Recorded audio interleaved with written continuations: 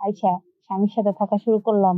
তো মনে হয় স্বামীরটা দিলে মনে হয় যে পুকুরে দিচ্ছে না সাগরে দিচ্ছে, কিছু বুঝি না।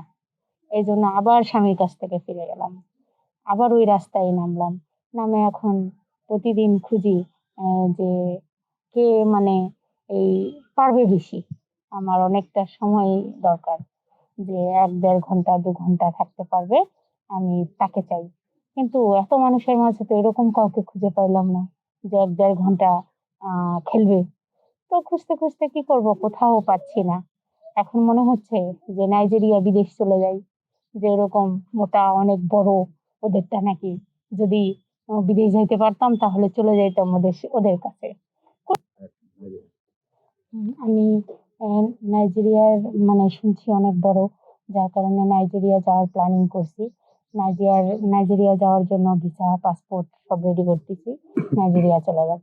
আ তো ভিসা, পাসপোর্ট করতে যেহেতু একটু দেরি লাগে, অনেকটা সময় নিয়ে অনেক ঘাটাঘাটি করে এগুলাকে আ নাইজেরিয়া যাওয়ার জন্য রেডি হলাম। হয়ে এখন নাইজেরিয়া চলে যাচ্ছি।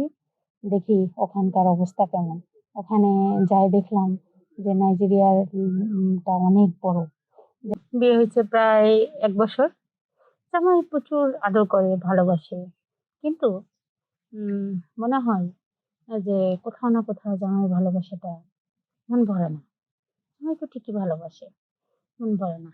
এক কথায় বলতে গেলে এক খাবার দিয়া মন ভরে না। আর আরো কিছু খাইতে মন চায়।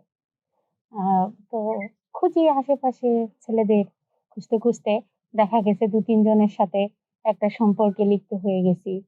২-৩ জনের কাছে গেছি, আইছি, শুইছি। কিন্তু ওরকম শান্তি লাগে না। মানে মনে হয় যে আরো কিছু করি। আরো ২-৪ জনের সাথে কিছু করি। মানে কোন কিছুই একজনেরটার সাথে করলে মনে হয় যে আরেকজনেরটা আরো বেশি ভালো। আরেকজনের সাথে করলে মনে হয় আরেকজনেরটা আরো বেশি ভালো। হ্যাঁ, তো ওরকম একজনের কাছে থাকলে মনে হয় যে আরেকজনের কাছে থাকবো, ওটা মনে হয় বেশি ভালো। আরেকজনের কাছে থাকবো আরেকটু ভালো। মনে হয় একটা কালো, একটা সুন্দর, একটা মোটা, একটা চিকন এরকম।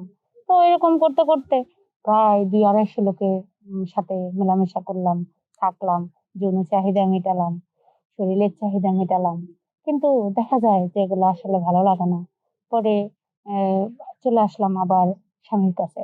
আইসা স্বামীর সাথে থাকা শুরু করলাম।